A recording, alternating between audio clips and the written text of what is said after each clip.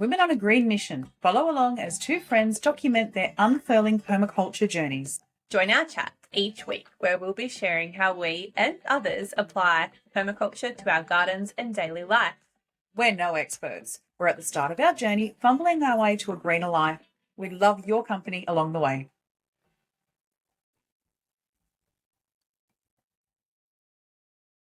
Hi. Hello, how you doing? I'm good. How are you? I am great. I'm great. Now, I need to ask straight away, because I don't know if anyone has seen the post that you put up. Your epic hailstorm. Like, what the hell? Yeah. What? Yeah. It was insane. So we were literally at the playground. It was hot, like we were sweating. Sun was out, blue skies, not a cloud in sight. And it just started coming over really quickly, and you could see in the distance it was grey. And I was like, oh, let's go home. Like, it's going to be a thunderstorm or something this Arvo. I can see the clouds rolling in. Like, go home, we'll have a cold shower, have some lunch, get ourselves squared away for the afternoon kind of thing. So we had a massive morning out. And literally 10 minutes from where we were to home, and the black clouds were like over our suburb, these massive, like I'd never seen anything like it. And oh, it was insane. And they were like plumy clouds, like either side was blue. Like it was like literally this little patch just over our suburb as we drove in. You could kind of see where it was. And I was like, oh, I'll get the washing off the line, and did that quickly, ran inside, and it had just started raining, and got the dogs in, kind of closed the house up a little bit. It was raining for a couple of seconds and the hail started, and I was like, oh cool, a hailstorm, like nice, like the kids haven't really seen one of these before.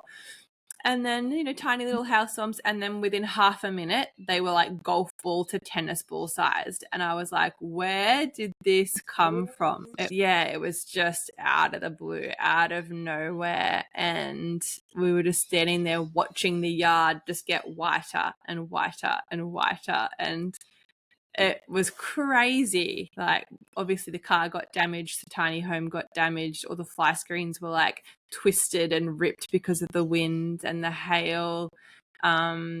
Big trees came down, big branches of big gums came down. A lot of our hedge that was starting to grow, like, little limbs of those got snapped and twisted with the hail and the wind. And the wind, just before the rain hit, it was like this massive wind came, and it was like all the dirt was getting whipped up because, there's construction going on everywhere. So all this dirt's getting whipped up in the sky because it had been so dry and hot all day. And then it just went still, and then the rain hit. It was like we were in that eye of the storm kind of thing. It was like crazy. That first front kind of passed, and then bang, the rain straight behind it. Yeah. And all the annuals just got smashed. Like everything got smashed in terms of that. But it'll all grow back. Yeah. Being eaten. How'd they go? Yeah. So, some of them were okay, actually. I think some of them got a bit of shock in the cold. But we had them up on the deck because we had the issues with the rats and, having to sow them multiple times. But I think because they were against the tiny home, and then the hail was coming from the opposite side of the tiny home, they didn't get hail damage so much. I think they got like a little bit of hail in there, but they didn't kind of get knocked over as much as the stuff that was. Yeah, and then we had some of that was a bit more established in our little greenhouse. So that was all okay because it was netted. So it wasn't too bad. I had some stuff to put in the ground. I went and bought some more basil because I was like, the basil was already getting big and it just completely got wiped out.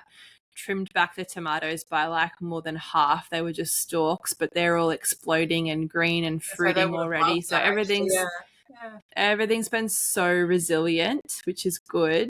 The strawberries haven't really bounced back. A few things it hasn't. But, for the most part, it's okay, actually. So, yeah, absolute destruction and devastation. And then in a couple of weeks, it's kind of, just perked back up again. Mother Nature goes, well, that's okay. That's all right. We got hit. Yeah. We'll just come back. And I don't know how true this is, but the guy at the nursery was telling me that once there's a hailstorm, because of the electricity and the ions in the air, the hail that falls actually has a lot of nitrogen in it, apparently, and it's got a lot of minerals in it.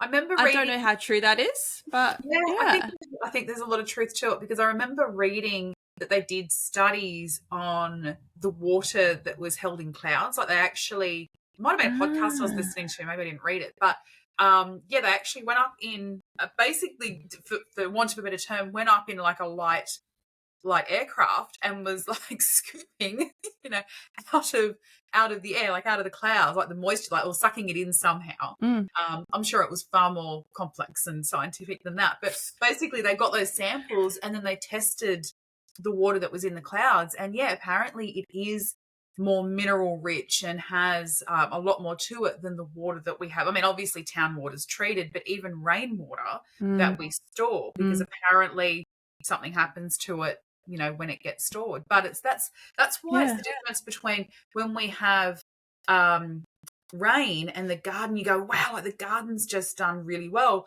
versus if we're irrigating, where you're still giving it a lot of water, but it just doesn't thrive quite as much. And yeah, apparently that's part of the reason, is because rain, when it actually falls, has a lot more minerals. Makes sense. But yeah, so everything's kind of got a bit of a jump again, and it's pepped up again, and I just pruned it all back and it's not too bad. But yeah, I've never experienced a hailstorm like that in my life. Like, it was hectic, and we went for a lap around the block just to check in on all of our neighbours and how everyone fared and if they needed help with anything.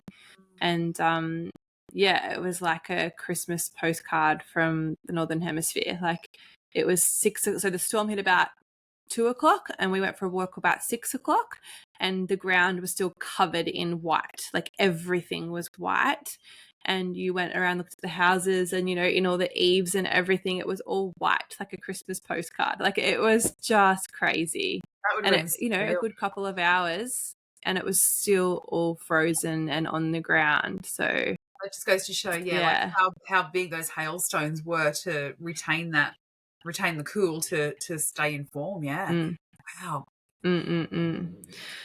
Yeah, what about you? What's been happening over in your world? Well, we had a big cleanup weekend because we have Leroy brown snake that decided that he likes duck eggs, and realised that every day there were duck eggs in the coop. So 3 days in a row he showed up in the coop, twice being quite like, well, once being near me and then being near the dog. And I'm like, okay, that's not a go. So then we had to clean out the potting shed, because we've got the 2 coops. We've got the duck coop and then chicken coop on the other side, and then in the middle we've got a bit of a potting shed. Well, of course, all my junk is in there, and I've just thrown stuff in there. So it's the perfect place for a snake to hide out. So we're like, right, that's got to get cleaned out. The wood pile is on the other side of the fence. So we're like, and that's under the tree. So that's like, again, that's the perfect environment for a snake to be hanging out. It's beautiful and safe and, you know, perfect habitat. So like, right, that's got to go. So we basically just did a mad cleanup. And then he came out in the middle of the cleanup as well, looking for eggs. I mean, he wasn't, you know, like people go, oh, they're aggressive. They're not. They can be defensive if you corner them. Don't do that. But I'm still very mindful that this is a snake that can kill us dead in one bite. So we respectfully backed away, and then he started coming towards the house. Like, he decided to come out from around the coop, hung out in the potting shed for a while, which had all been cleared out so we could see him, but then came out and started coming like past the spa pond and then into that little flower garden in the corner and then into my veggie patch. And I'm like, no, buddy, if you go across the path and into that big area that we'd just let go wild, like that was, you know, well and truly over my head and just thick as. And I'm like, well, if you go in there, we're stuffed. Like, we've got the dogs in there. So yeah, I just kind of made enough movement and noise that he got scared enough to double back the other way. And then the next day, it was like, and we had, like, when we were cleaning out, it's like, right, long pants, tall boots. We had the snake bite garters on as well, just in case. So, but yeah, we did a big clean out, and I haven't seen him since. So I'm hoping that he's just been discouraged enough that, you know, we're collecting the eggs twice a day now. And so hopefully that's enough area that's too big and wide and open, and there's no food source. So yeah, we're still being mindful. So yeah, that our plans changed a little bit quickly. So yeah, Ant did a really good job on the Saturday. I was a bit crook actually. I had a bit of a started feeling a bit yuck last week. And then I came good and then felt yuck and it's kind of like one of those things that's just like hanging around. And sort of come Friday I'm thinking, I was actually going to plant some trees Friday and I'm digging a hole and I'm going, oh my, I just don't have the energy. So I kind of took a bit of a nosedive on the Friday, and that was a bit crappy because I missed out on the Limestone alumni catch up over at Adrian's place. I know. And look, I probably could have gone, but then I'm thinking, am I contagious? I don't want to be giving this to anyone. I was just really snotty, and I'm like, you guys don't need me snotting all over you. So I was bummed out. So bummed. Oh, that's a shame. We were really we really wanted to go as well, but Oscar was down in Tassie, and then the week before he was away, so it was just like way too much travel back and forth and everything for us. And we got nippers now too, so that kind of takes up a big chunk. Yeah, Addie started nippers. I got wrangled into being an age manager, so I've got to be there as well. They see you coming a mile away and they're like, yes. Oh, the poor dad. So there was this dude who his kids started last year and his little girl started this year. And last year they only had 4 6 and 7s age group. And he's like, I can do that. Like I can deal with 4 kids. I'm fine. I'll do that. Anyway, we rock up for the first week and there was 12. And he was just not expecting that many kids in his group. And he's like, I don't really know how to talk to kids, like a big group of kids. My own kids, different, but like a big group of kids. And he started to like take them down to the water. And he's like, oh, I forgot something, and turned around to get it. And the kids are all kind of looking around like, what do we do? Where do we go? And I was like, oh, do you want me to just take them down for you? And he's like, oh, yeah, like we'll meet you there. So I'm like in teacher mode, like, come on, little emus, with my hand in the air. And they're all like following me down. And then we get down there and they're all like talking and mucking around. And I was like, okay, let's learn everybody's names and let's do this. And what are we going to do next? And he's like, oh my God, I'm so happy you're here. He's like, I don't know how I would have gone if you were. And then he told the other lady and she's like, do you want to be an age manager? How about you sign up? How about? And I was like, well, I'm here anyway. I may as well do it. So. Oh, that's good. No, that's so good. I'm so happy that Addie's doing nippers. So she loves it. I love those days. Yeah. So, who did you talk to this week? You did a solo interview. I did. So Orielle's is the founder and executive director of the Women's Earth and Climate Action Network, so WECAN. And she's really an inspirational woman. She's also the author of the book Uprisings for the Earth, Reconnecting with Culture and Nature. So in the interview, we talk about a little bit about the book and what she was writing about in there, and also about, all her activism and what she stands for. And she's just a really cool chick, all about climate justice and, building those resilient communities and transition to decentralization. That was a big topic as well that we discussed. So, again, bringing it back into being local rather than having our, whether it's our food sources or our education or whatever that is, centralized in one big area. So it was a really great interview. So, cool. We've actually got her book as well as a part of our Christmas giveaway. Oh, fantastic. I was going to ask you about that. Yes. Yeah. So I've put some posts up on Instagram. You might have seen them. So if you want to win the Christmas giveaway, we've got one big major prize. And I feel like the prize list keeps growing each day that I log into my email. We've reached out to a few different people that we've interviewed and that kind of align with the whole permaculture principles. So if you want to enter, head to our Instagram page and you can just simply enter your email to go on our mailing list, and that will secure your spot in the little raffle. So we've got a bundle from Elle from Australian Medicinal Herbs. We've got some books, a couple of books in there. We've got a little pre-loved pack from Marty at Renewing Livy that we spoke with. She's donating something. We've got some seeds. We've got a full day of a mushroom workshop with Kelly from the Pickled Patch. So yeah, there's a lot of things in there that you can get your hands on for Christmas and to also celebrate a year of the podcast. Fantastic. That is such a good that's such a good package. Like, how cool is that to have all that in one package? And it just, like you said, it just keeps growing and growing. So yeah, head over. You can get a copy of Osprey's book in there as well. So yeah, if you like this episode, definitely enter so you can grab that copy of her book. Hi everyone, and welcome back to another episode of the Practical Permaculture podcast. So Osprey is the founder and executive director of the Women's Earth and Climate Action Network, WECAN. She works internationally with grassroots, BIPOC and Indigenous leaders and policymakers and diverse coalitions to build climate justice, resilient communities, and a just transition to a decentralised and democratized, I can't even say that word, a clean energy future. Osprey, welcome to our podcast. Thank you so much for having me. It's a pleasure. Oh, we love having you. This is great. So that's a big introduction. There's a lot going on there, and I'd love to unpack that a little bit. But before we get too far in, we here in Australia, we have very wide-ranging and diverse Indigenous cultures here. So we always acknowledge the lands on which we're recording on. So I'm recording from my home in the Hunter Valley in New South Wales. So I'm on the lands of the Wonnarua people. So I'd love to share, if you could share maybe where, your Indigenous culture of the lands that you're sitting on. For sure. And I love that you're doing that. I'm in Northern California, a little bit north of San Francisco on Coast Miwok lands. And I think this acknowledgement of Indigenous peoples and where we live is so important.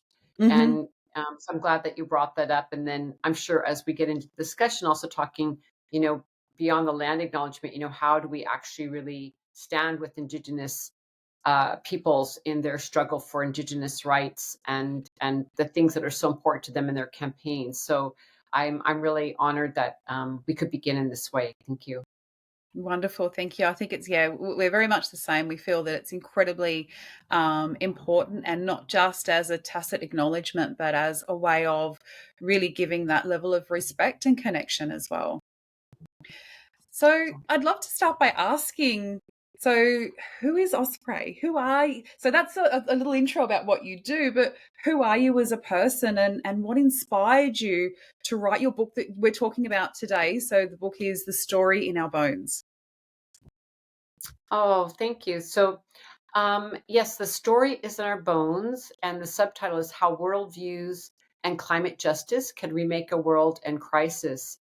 And I'm so excited to have gotten this book out into the world. And I wrote it because a lot of the work that we do at the Women's Earth and Climate Action Network, or WECAN, that you mentioned in the introduction, which I'm so honored to be able to do, has a lot of practical applications around forest protection or reforestation, or we do a lot of work around food security and food sovereignty. We do a lot of work around climate policy at the UN climate talks. I'm actually just coming off of Climate Week in New York, and then going to go to the UN Convention of Biological Diversity in Colombia. So there's a lot of policy work we do, work with frontline communities. And within that context, I wanted to take a moment in writing this book to go upstream. Mm-hmm. and go for a deep dive around our values and how did we get into what a lot of scholars are calling a polycrisis, in which we see economic injustice, racial injustice, colonization, this endless extractive economy that is hurting people and planet.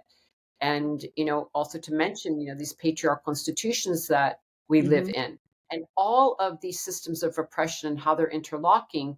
Where did they come from, and how do we unwind them, and what do we do? So in my book, The Story is in Our Bones, I really take the time to look at worldviews and our values, and how do we actually name the systems we're in so that we can transform them.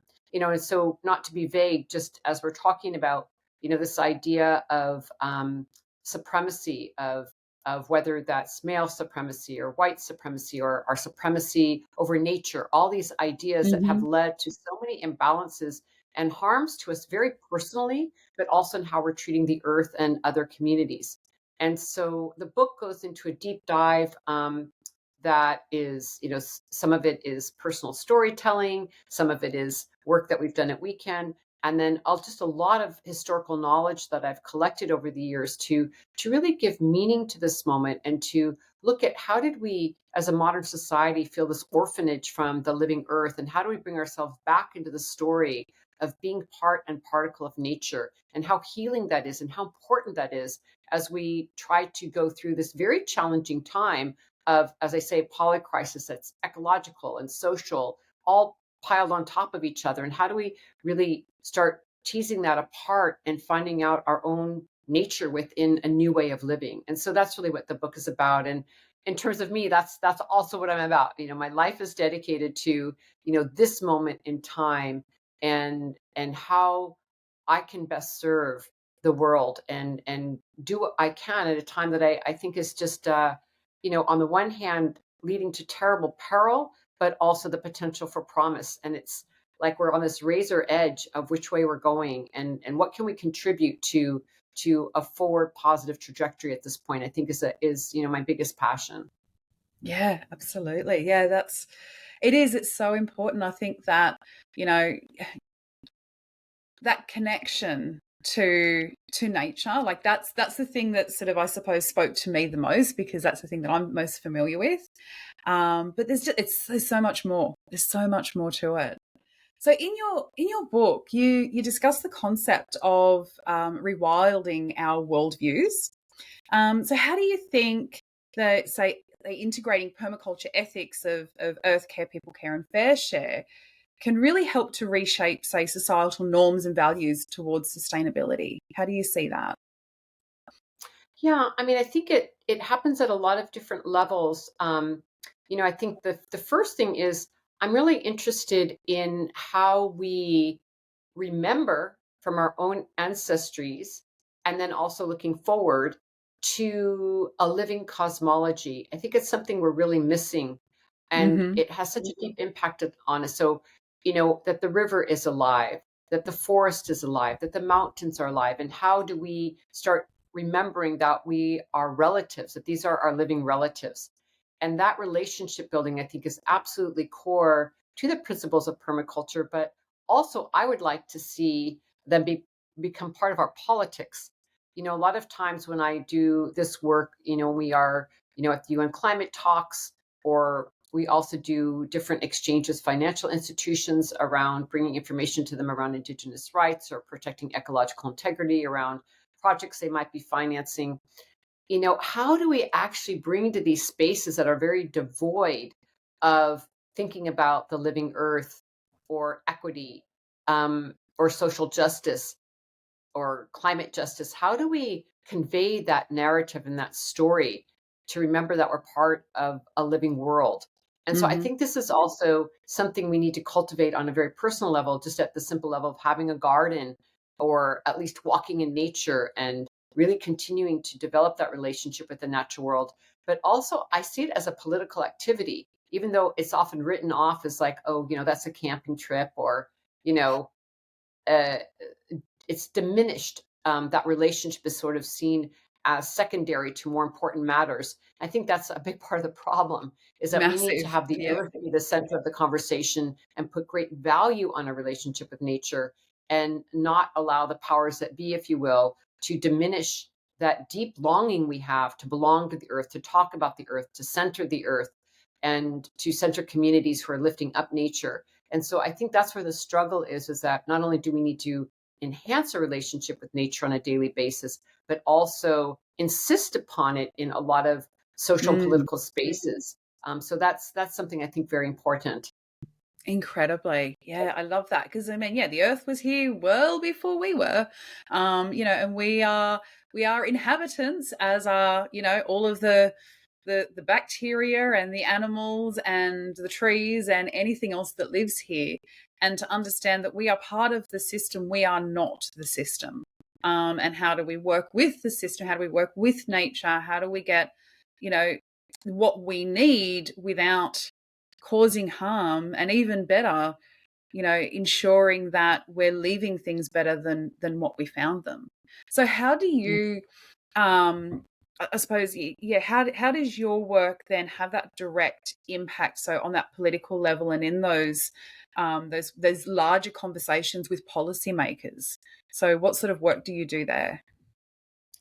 Yeah, so a lot of things that we do is try to bring forward policies that will protect nature and also protect land defenders who are protecting nature. So, as an example, um, we do a lot of work around not only women's leadership, because there a lot of the backbone, a lot of movements to care for land, to grow food in different countries around the world is led by women, or protecting water, but also Indigenous peoples, and the fact that 80% of all the biodiversity left on Earth right now is stewarded by Indigenous peoples, whether in their territories or lands that they steward. So our waters, our forests. And so we do a lot of work around Indigenous rights, because Indigenous rights protect those biodiverse regions and protect nature. And so I think this is something that we all need to take into consideration. Um, and when we are working at a policy level, we're always really also pushing for women's leadership, because, just to give an example, there's something called the Women's Political Empowerment Index, which is something that it is an index of countries all over the world that demonstrates country by country women's level of engagement in social issues or in politics, or their Hmm. agency in the economy. So it measures that. And a study that we often use demonstrates that with just a 1 unit increase in any country's women's political empowerment index leads to a 11.51% decrease in carbon emissions, which is just Wow, huge. it So, is. the role of women's leadership cannot be underestimated in the way that we affect environmental policies and social policies. I don't want to spend a lot of time giving stats, but we do have pages of stats on our website at WECAN, so people can see not only is it like ethically correct that we lift up women's leadership, that we lift up Indigenous people's leadership, but the statistics show, study after study show, these are the solutions we need: community-led Mhm. solutions, led by local communities, Indigenous peoples, by women, has some of the biggest and most important grassroots impact, that impacts from the ground level up to the highest levels of the kinds of transformation that we need to see. And so I think that that's really important. And then I would just maybe give some examples of some of the projects we're doing. So Yeah, there's the that'd be policy great. space, and how we need to sort of continue to push for a different agenda than business as usual, which is killing us, quite frankly. Yep. Um, is we have right now 3 different projects we're doing around forest protection and reforestation. And I'll mention one of them in the DR Congo, where we've been working for just about a decade now with our weekend coordinator there, Nima Namadamu, in this area called the Atombe region that was devastated through slash and burn techniques, which were not traditional ways of farming. I'm sure everyone who knows permaculture, like, that's the worst thing. Some of the land there, I mean, I've been around clear cut lands before growing up in Northern California, which is Mhm. awful to clear cut a forest. But there, I mean, there's like nothing green left. I mean, it's It's just been down to the raised. dirt, Yeah. just incredible. And so we've been reforesting these damaged lands. And like 10 years later, it's just, I guess 9 or 10 years later, it's amazing what's happened, which is 25% of the trees we're growing are for human use, for whether it's food or for housing or different needs that Mhm. the Indigenous and local communities use. And then 75% of the trees are to reforest the damaged land. We spend a lot of time with foresters, making sure that we're growing back the natural forest as close to nature as possible. Yeah. And then, because we've grown so many trees at this point, a lot of the population there now no longer needs to go to the old growth forest because of the 25% trees that we're growing. And we're protecting 1.6 million acres of old growth forest, which is essential for Wow. biodiversity and climate mitigation. And the last part of this that has just been so exciting that has happened like in the last year and a half is some of the scientists we were working with were thinking maybe 30 or 40 years later when we started that there be the way that a lot of the natural forests would also start regenerating. But we've already started to see that within 8 or 9 years where the areas we're reforesting, the rains are coming back, the entire biome is changing. And in addition to the nurseries that we have started that, then we go plant the saplings from for reforestation, there are pockets, islands now, because of the rain coming back that, we call them our wild nurseries, where nature is regenerating the forest on her own now. And it is so exciting to see this regenerative process, just like give some to nature and what she will give back tenfold it is so inspiring. So yeah, that's just like one of the projects That's that I've been really, amazing. really excited about. So how did you initially, I should say, did you get any pushback initially with trying to get that local community on board? Because I would imagine with that, a lot of them were relying on clearing the old growth to be able to bring an income in to feed their families and have some sort of reasonable existence. So yeah, how did you, I suppose, overcome that with either the pushback that you got, or how much pushback did you even get? Well, it was how it started is a relationship between Nima Namadamu, who I had invited to come to a conference, a Congolese leader. She's amazing. She's a force of nature all on her own, very amazing woman. And I approached her about doing this project. And so it started out, like, I think for the first 6 months or so, just in workshops. So there was a lot of discussion and a lot of Mhm. trainings that went on before we even started doing the work. And I think that's what made the difference. These listening circles, talking about what's going on, talking about the benefits of what would happen through this reforestation work. So we didn't really have a lot of pushback because of the educational Yeah. programs and these listening circles. So there was, relationship building, understanding built. And then and there was a lot of benefits to growing the trees. And people began to realize what would happen over time. And so yeah, I think it was just a really exciting project from the beginning. And also we because we were growing trees, we also, since we had nurseries, started growing food right away. And so that also helped create there not being resistance to this work, but really Mhm. welcoming, because there's a lot of food insecurity there because it is a conflict zone.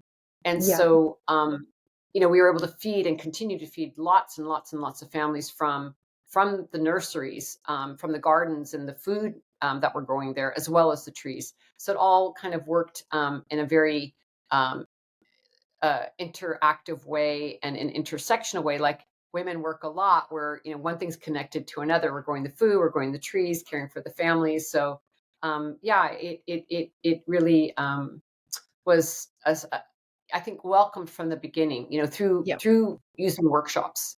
Yeah. Fantastic. So I wanted to ask about, and we we're talking about before, when you're saying, there's a lot of women-led initiatives and Indigenous-led initiatives.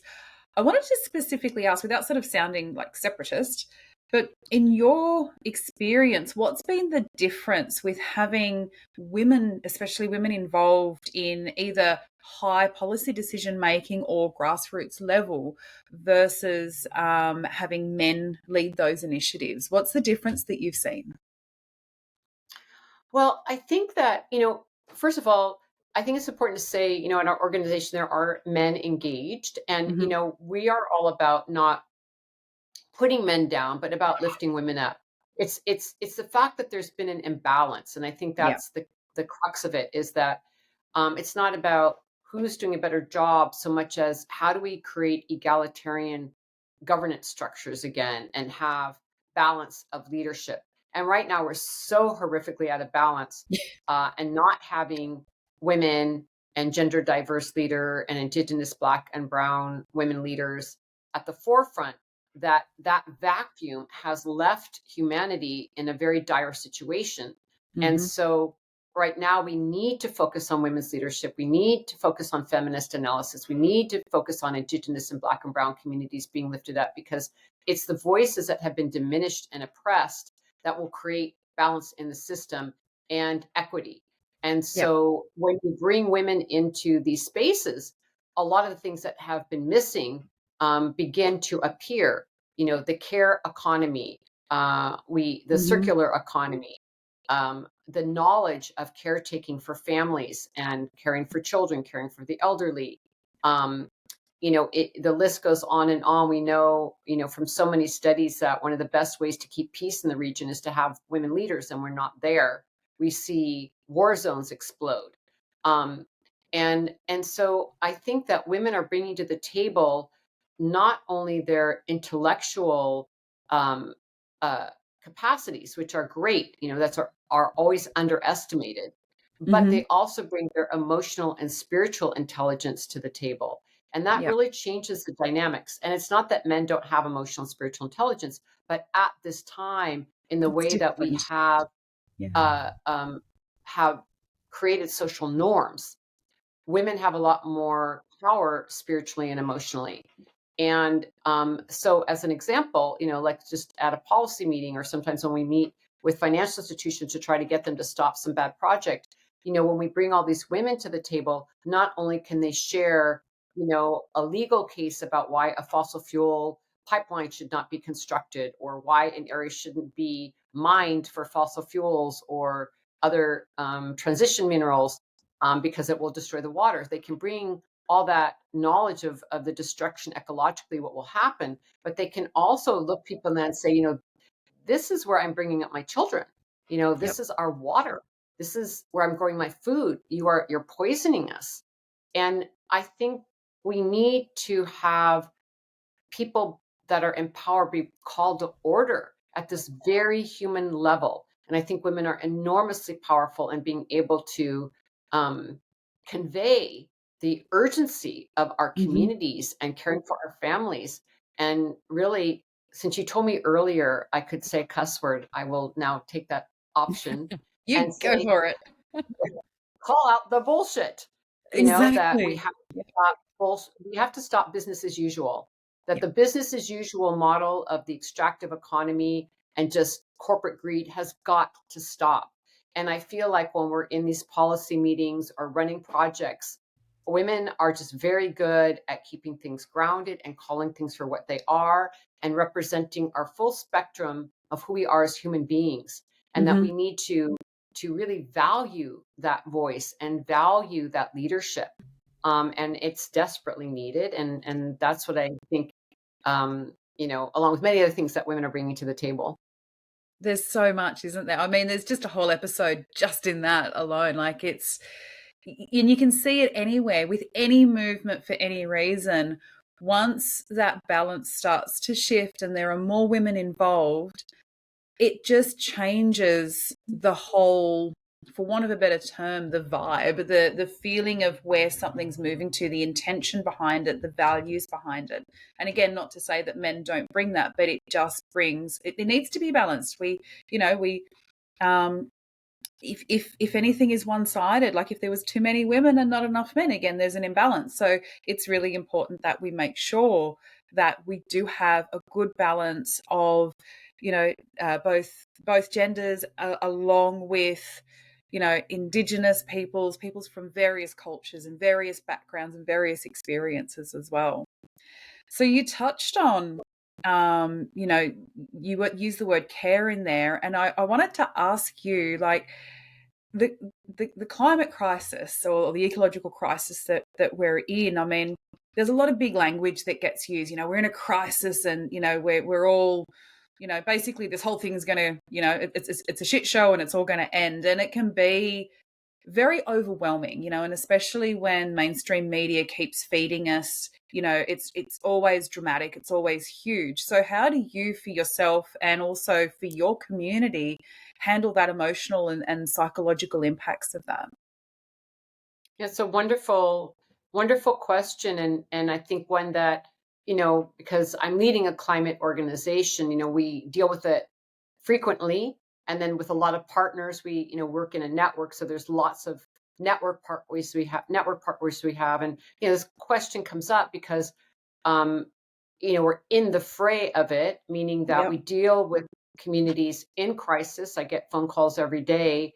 Our community's under attack by this or that extractive economy, or there was a fossil fuel spill, or even now, here in the United States, we've had these 2 big hurricanes, and there's people in crisis with their communities being destroyed. People have lost their lives. So there is a lot of intensity and fire going on all the time. And so I think it's so important that we have community. We cannot be alone. I think one of the most difficult things is to be alone. So I really encourage people, to be in community with their grief, in community with their creative ideas, in community in generating hope, in community with taking action, because it's too much for any one of us to do on our own. So that's the Yeah. first thing. We need to be with people and be connected and gather together. And then I think also it's balancing out, how do we manage self-care? And that's, very unique to each person, whether that's walking in nature or, having an animal that you can cuddle with, or, your loved ones, and, finding ways to be out in the garden. I mean, I think we have to regenerate to do this work because it's very difficult. So I think those, what seems like small activities, are really critical for self-care. Um, and then I think, another part of it is to, get engaged. If you're not engaged and you're feeling a lot of grief or concern about what's going on, I think one of the best antidotes to that is action, to get involved in whatever thing interests you and lights you up. It doesn't have to be one thing or another. There's so much work that needs to be done. It could be anything that It could be you felt anything. you were Yeah. drawn. Yeah, anything to help. But I know that a lot of my experience with my staff or other groups we work with, we're very aware of the grave dangers, and, we follow the science very closely, but, get up every day and, plant some more trees, or, make sure some people have more food security, or, write a policy paper about something we're concerned about. And that activity generates well-being and care because we're engaged in transforming the system. And the last thing I'll say is that, when we do look at the scientific reports, they are astonishing. They are shocking. We're in a really serious situation, but there is the opportunity to change it. And that's what really gets me, is that if we go down to gloom and doom, just people don't feel like doing anything because It's all why? just too hard. Just, Yeah. just like do my own thing and live my life because why? But if we all roll up our sleeves together, we really could change things. I mean, like I was sharing about the trees, it was supposed to be a 40-year span, and it's starting to happen now. Like, I feel if we all just got engaged and decided we're going to turn this around, we would still be up against a David and Goliath situation, because the fossil fuel industry, the business as usual folks, have a lot of power and money, but so do we. But if we all stand up and we get engaged, we can change things. And I think we'd be surprised how much nature would respond. We've got to do it, and we have to do it soon. So Yep. I think that's part of the hope, is collective engagement. That's it. Yeah. And taking those actions. And that's something that we've talked about a lot on this podcast is, start where you are and do what you can. And it is not your responsibility as an individual to save the world. But it is your responsibility as an individual to do what you can with the knowledge that you have right now. Like, you don't know what you don't know, but you can educate yourself, and you can take small steps within your own home, your own community, your own bioregion, to take those positive actions. And by doing that, you connect with others, you learn more, and that sense of hopelessness of, well, it's all going to go to shit, so why bother? That starts to, transform into, we can actually do this. We can make a difference. We have land care groups here. And I've spoken to a few people from land care. They go in and, they're knocking out noxious weeds along waterways. And like they say, when you first get there, there's 10 of us there with, some hand tools. And there's kilometers and kilometers of this noxious weed that's impossible to get out and it's hard terrain. And they say, but you know what? We show up every month and we do our bit and we do what we can. And over time, we make a massive impact. We don't make an impact on day 1 or day 10, but day 100, we are making that. So it's taking those small steps. So have you had, say, one particular standout moment when you've been, either researching for your book or your programs, or, being involved in your activism that has really profoundly influenced your understanding or approach to climate justice? Has there been sort of that, I suppose, pivotal moment where things shifted for you, or has it sort of been sort of an ever adjusting process? Oh my gosh, there's so many moments because we're all constantly evolving and learning. I am, but if I was just gonna, I was just what popped out of my mind right now could be something on a different day is a couple of pivotal moments for me in my youth is I was very, I grew up on the Northern California coast with the redwood trees here, which are the tallest trees in the world and just magnificent. And I went to them a lot for solace and, time in nature. And when I saw my first clear cut forest, it really Oh. devastated me. And, as a young person, I couldn't understand why we would be destroying beauty at that level. And so that started questioning happened early on and really impacted me to begin questioning who are we as human beings and why are we destroying this kind of magnificent beauty? It was very hard for me to register that. And then I would just, kind of going forward in time, I'm thinking about, many of the different fights I've been in around to stop fossil fuel projects, particularly on Indigenous people's lands. You may have been familiar with Standing Rock and what happened out at Standing Rock here in the United States. And I was out there, during those protests, and was in Washington D.C. arrested over that particular issue.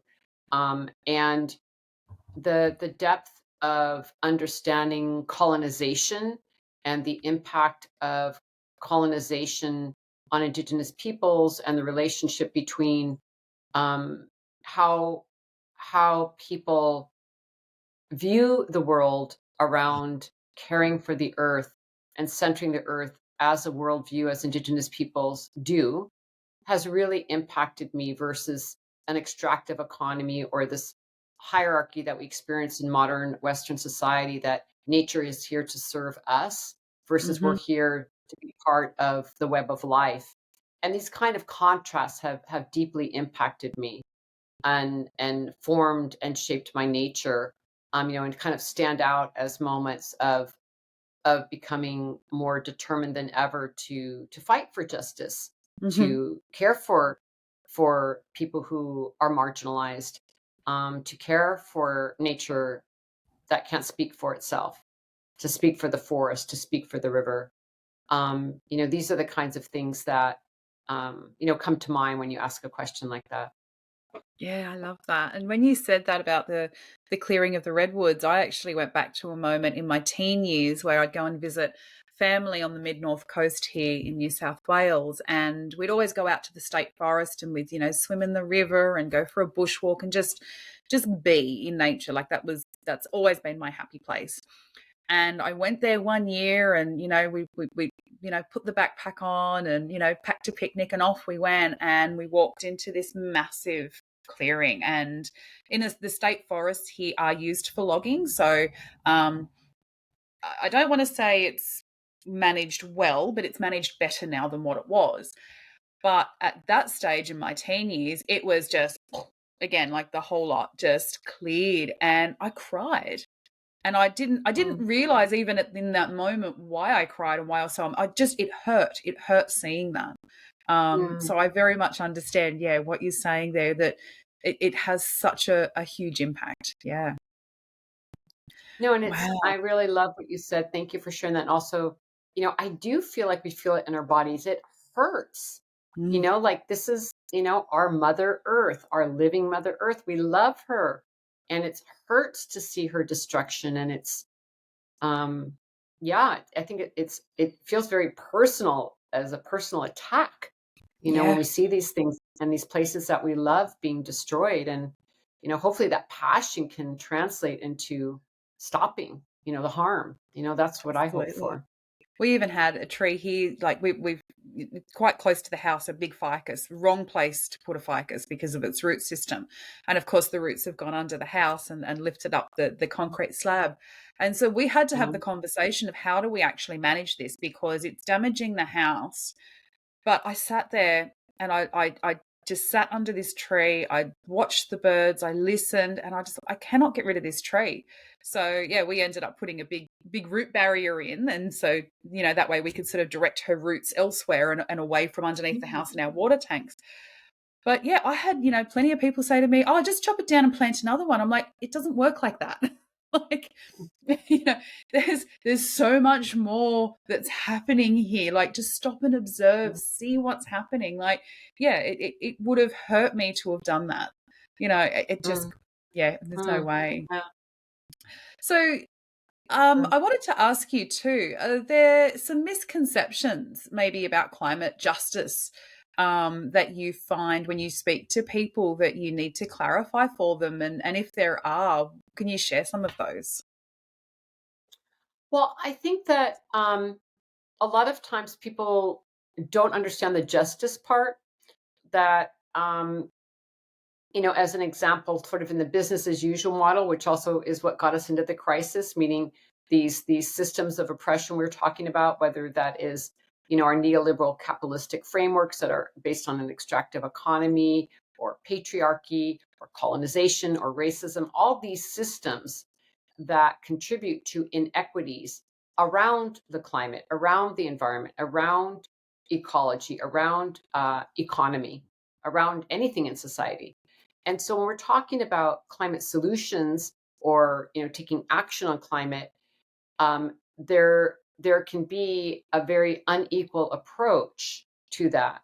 Mm-hmm. And I think that we need to understand that we're in an intersectional moment where we can't come up with quote unquote solutions that leave a lot of people out. So as an example, let's look at the fact that a lot of the extractive industries are not happening in wealthy communities, Mm-hmm. and are not happening in wealthy white communities. So that's a form of climate injustice. Or right now, there's rightly so a whole move to move off of the fossil fuel industries, fossil fuel economy, into looking at, how do we move to renewables, which require all these transition minerals. Mm-hmm. So, climate justice means that we don't get to just go into the same communities that have already been extracted from, destroy more water, destroy more forests, violate Indigenous rights and human rights. So we can get these minerals for primarily wealthy countries to now have their new energy, electrified new energy economy, and get off of fossil fuels at the expense of the same people who were harmed by the fossil fuel industry. So what we look at is like, how can we move off of fossil fuels, but with a climate justice framework that ensures that it's done in a healthy and manageable and equitable way. So it's a very different framing than just, oh, well, we'll just take the same economy we had and shift it over to a new economy, and the same people are damaged along the way. Yep. We're saying no more sacrificed people, no more sacrificed zones, no more elitism. How do we actually live collectively to care for people and planet in this very, very challenging time? And we need new models for that. And that's where the climate justice framework can really come in. I love that. It's really, I suppose, for the average person, it's what's happening behind the scenes. How is this actually translating from our, moving away from fossil fuels to renewables? And it's not just, well, now I can go out and buy my new EV and look at me, I'm really green. It's what is actually happening in the back end. How is this impacting on communities? How is this still impacting on the environment? It is still going to have an impact on the environment. And I think anyone that thinks that it's not is, delusional, because it is. There's all these transition minerals. We are not at a stage yet where we can just shut everything off and go, right, that's it. We do this now and everyone lives a happy, life ever after. So it is, it is critical to understand what is happening behind the scenes, and making sure that, you know, when you vote, you're considering that in your vote. When you're taking your actions, you're considering, you know, there's actions where you spend your money, where you make your investments. You know, what you're sharing out there in the world is as accurate as it possibly can be, so that, yeah, those misconceptions and misinformation isn't being spread, and that's not, you know, continuing on, so to speak. Exactly. And, you know, this is why, you know, in my book, The Stories in Our Bones, the subtitle is How Worldviews and Climate Justice Can Remake a World, because I really go for a deep dive into climate justice and what does that actually look like? And, you know, stories about that, so people can, as you say, sort of wrap their mind around it and have another way of approaching this moment, because it's not going to be enough to just come up with the same kind of thinking that we've had. You know, Mm-hmm. that's what got us into this moment. And so I see this sort of an opportunity to have a deep check on humanity. And so, you know, it's sort of like if tomorrow I could wave a magic wand and end the climate crisis and environmental degradation. I mean, I would love to have that wand and do that. But even if I did, it wouldn't stop a lot of the harms because the thinking behind it really wouldn't Exactly. change. So we have to look at root causes and look at deeper transformations. And it's a very personal journey, and one that has to happen inside and outside of ourselves. Mm-hmm. And you know, when I in the book, it's very much an internal journey and external journey at the same time, because I think they both have to go on at the same time. It's not Yeah. enough just to move things around on the chessboard. We have to look at who we are as human beings and how are we being and what are we thinking, and really change our story. And I think that's a big part of the moment we're in right now. Yeah, I love that. Changing our story. Yeah, it is. It's looking at what are our values? What's, you know, what sits with us, what lands with us, and how can we challenge those things? So I wanted Mhm. to ask, what are some practical tips that you can give people? So just, you know, your average everyday people that get up, they do their job, they come home, they just want to live a good life of love and joy. What can they, do to contribute to the climate justice issues? So, yeah, I suppose what sort of some tips that they can do on a really practical level? Yeah, I mean, I think that I think kind of circling to something we talked about earlier, I think that it's really important to sort of look at individually what we can do, what we have capacity for, and to recognize that we're all in this together and we all need to do something. And even if it is a small activity, it can add up. So Hmm. whether that's joining a local group that's doing something for the environment, or doing a beach cleanup, or having a community garden, I think no act is too small. Rather, I think not acting is the problem. And Yeah. so, you know, my tip would be, you know, to think about, you know, and I know it's kind of corny, but it's really true. We have energy for the things that we're passionate about and interested in. And so I think it's very individual, and like finding out like what excites us, what we're drawn to, because then we'll have energy for it.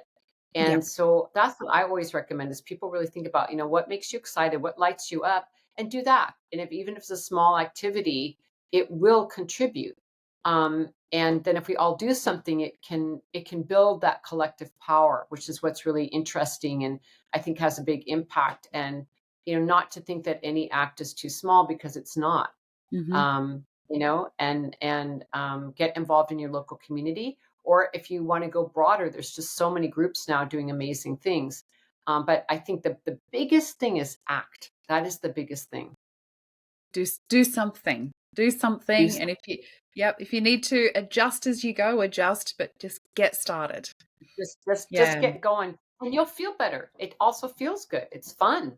You know, that's it. it brings joy, because in the back of our mind, any conscious person of good heart knows that humanity is in trouble, that Hmm. understands nature's in trouble, and understands their children are in trouble.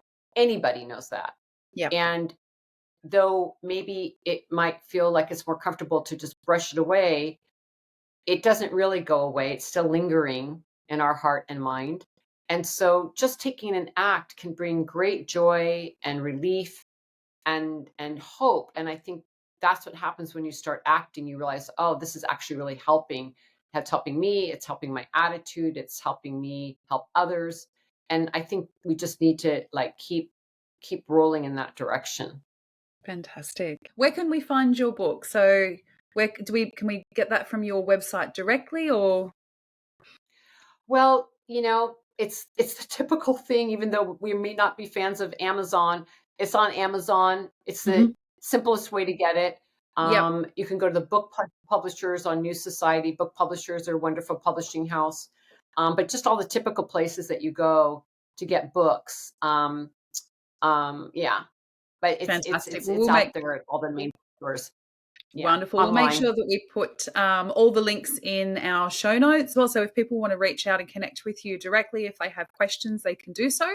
And we can also share that in our Practical Permaculture Community Facebook group as well. So if people do have questions, they can ask in there as well. But I've thoroughly enjoyed our conversation today. I really appreciate you spending the time. I know it's sort of later on a Thursday afternoon for you, but I really appreciate you taking the time to have a chat. Thank you. I feel really honored to have this conversation with you. It's been really wonderful, and same that we can, connect. It's like an ecosystem. We're connecting all over the earth on these really deep conversations of so much meaning and hope and figuring out what to do together. So I'm really glad to connect with you. Thank you for inviting me.